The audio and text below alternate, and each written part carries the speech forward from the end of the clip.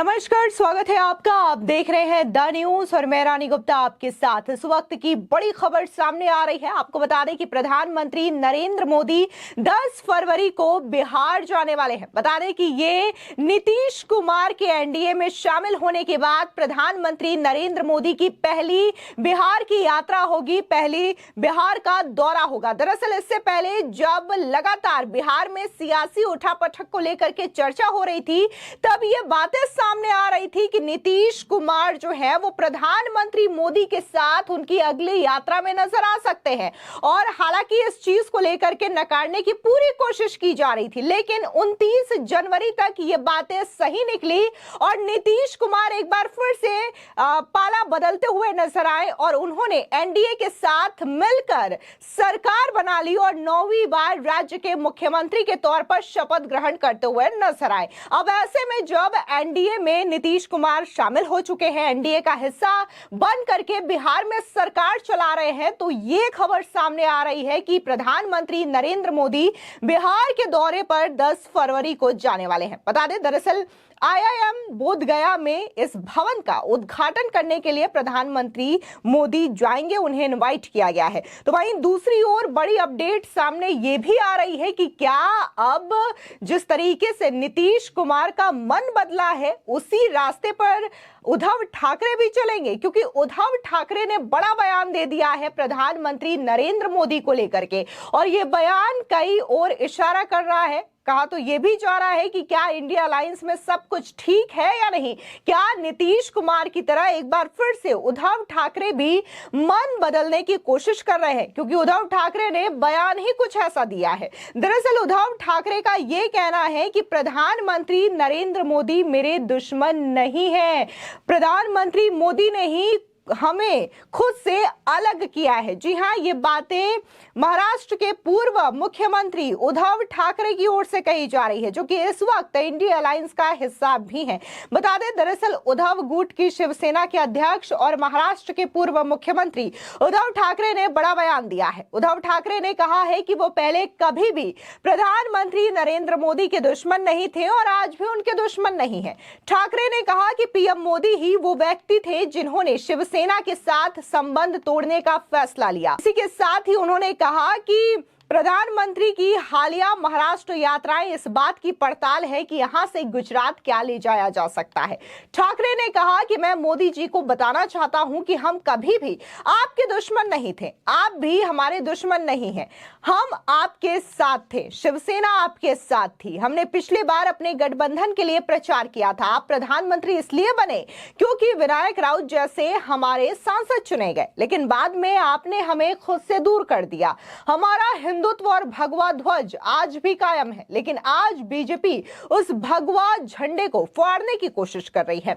आपको बता दें कि पीएम नरेंद्र मोदी की अगुवाई वाली एनडीए सरकार को उखाड़ फेंकने के लिए विपक्षी दल एकजुट हुए हैं और इंडिया अलायंस नाम का एक गठन बनाया गया है। अब इस गठबंधन का अहम हिस्सा उद्धव ठाकरे का मोदी से नजदीकी वाला बयान बड़े इशारे करते हुए नजर आ रहा है। दरअसल पिछले कुछ समय से इंडिया अलायंस में सब कुछ ठीक नहीं चल रहा है। नीतीश कुमार के इंडिया अलायंस से चले जाने और ममता बनर्जी के बंगाल में अकेले चुनाव लड़ने के ऐलान से विपक्षी एकता को बड़ा झटका लगा है। वहीं अब उद्धव ठाकरे के पीएम मोदी से नजदीकी वाले बयान से राजनीतिक सरगर्मी लगातार तेज होती हुई नजर आ रही है।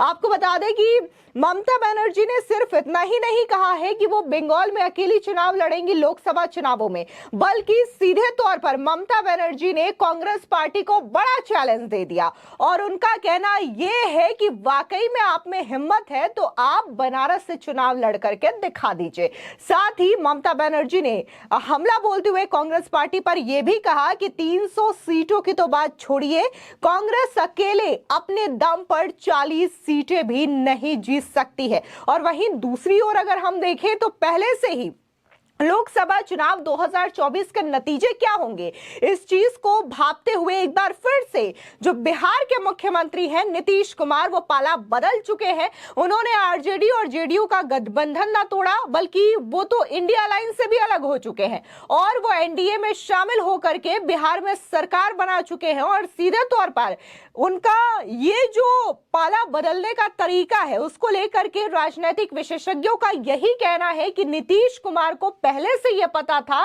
कि इंडिया अलायंस का हश्र क्या होने वाला है 2024 के लोकसभा चुनावों में, जिसकी वजह से वो डूबती हुई नाव में पैर नहीं रखना चाहते थे और समय से पहले ही वहां से निकल करके एक बार फिर से प्रधानमंत्री मोदी के करीब जा पहुंचे हैं। बता दें कि आगामी लोकसभा चुनावों में उद्धव ठाकरे की शिवसेना के बीजेपी के साथ आने की संभावना कम है, लेकिन उद्धव ठाकरे भले ही पीएम मोदी से नजदीकी का हवाला दे रहे हो, लेकिन शिंदे के जरिए बीजेपी ने जो झटका दिया है उससे उनका उबरना काफी ज्यादा मुश्किल नजर आ रहा है। बता दें, उधर जब सीटों की बंटवारे को लेकर के बात चल रही थी, तब देखने को मिला था कि संजय राउत ने भी बयान दिया था और उनका कहना था कि हम जितनी लोकसभा सीटों पर चुनाव लड़ते आए हैं महाराष्ट्र में, उतनी ही सीटों पर चुनाव लड़ेंगे।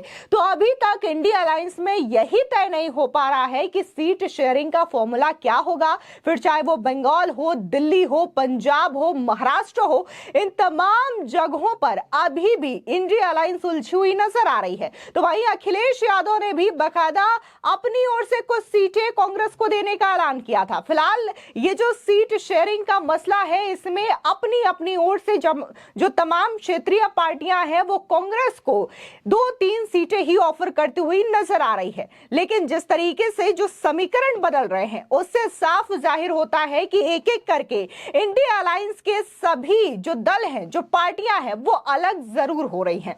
बात बीते 2019 के लोकसभा चुनाव की करें तो शिवसेना और बीजेपी ने एकजुट होकर के चुनाव लड़ा था। महाराष्ट्र की 48 लोकसभा सीटों में से बीजेपी ने 25 सीटों पर चुनाव लड़ा था, जिसमें से उसे 23 सीटों पर जीत हासिल हुई थी। वहीं शिवसेना ने 23 सीटों पर चुनाव लड़ा था, जिसमें से उन्हें 18 सीटें जीतने में सफलता मिली थी। और इस पूरे चुनाव में मुख्यमंत्री के चेहरे के तौर पर महाराष्ट्र के पूर्व मुख्यमंत्री और उप मुख्यमंत्री देवेंद्र फडणवीस का चेहरा ही रखा गया था।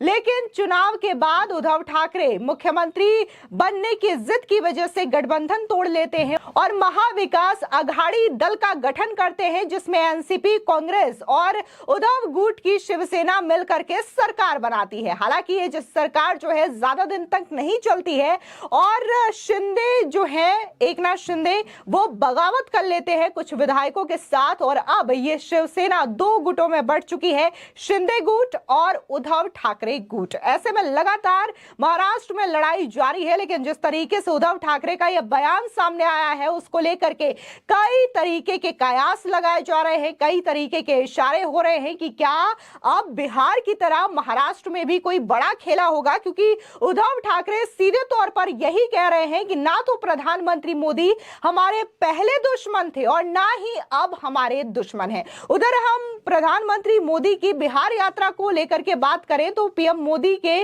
बिहार आगमन का कार्यक्रम एक बार फिर से बना है, लेकिन इस बार वो बेतिया नहीं बल्कि गया जा रहे हैं।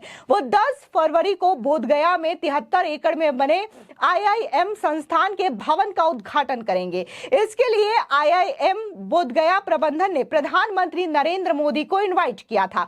आपको बता दें कि इससे पहले भी प्रधानमंत्री मोदी का बिहार जाने का 3 बार का कार्यक्रम टल चुका है और अब 10 फरवरी को खबर सामने आ रही है कि वो बिहार में होंगे और बिहार में आईआईएम के भवन का उद्घाटन करेंगे। फिलहाल इस पूरे खबर को लेकर के आपकी क्या राय है, हमारे कमेंट सेक्शन में जरूर बताएं। धन्यवाद।